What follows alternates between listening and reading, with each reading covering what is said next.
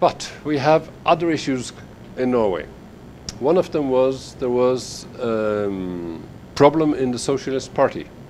And Mr. Solheim is representing the Socialist Party in Norway. So suddenly they took him from his position as minister and they put in a new one. The new person says religion is important. I am an atheist. I will try to keep up the focus. But his heart is not in it. So we will see what that means. We also had a challenge in Norway on the health system, or the structure of the health system. And they thought that Mr. Støre, who used to be the Minister for Foreign Affairs, that he would be a really good Minister for Health, so they moved him. So within a month or two, we have two new ministers. And these two have both been instrumental in bringing up religion. And the two new ones, that's not part of their track record. Religion has not been there not very visible, at least. So we don't know. We will try to push. We will try to keep the discussion alive, but we don't know what's going to happen. And we have a new election coming up next year. And I mean, you're in the middle of an election campaign. It's very difficult to know what's going to happen.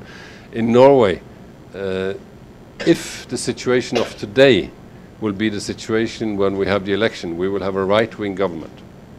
And the right-wing government has been very clear: trade, not aid. At least if the ultra-right is part of the government. The right party says reduce number of countries. Let's concentrate on 15 perhaps instead of 120 or 20. If we can concentrate more, if we can coordinate more, if we can work together in a different way, we might see more results.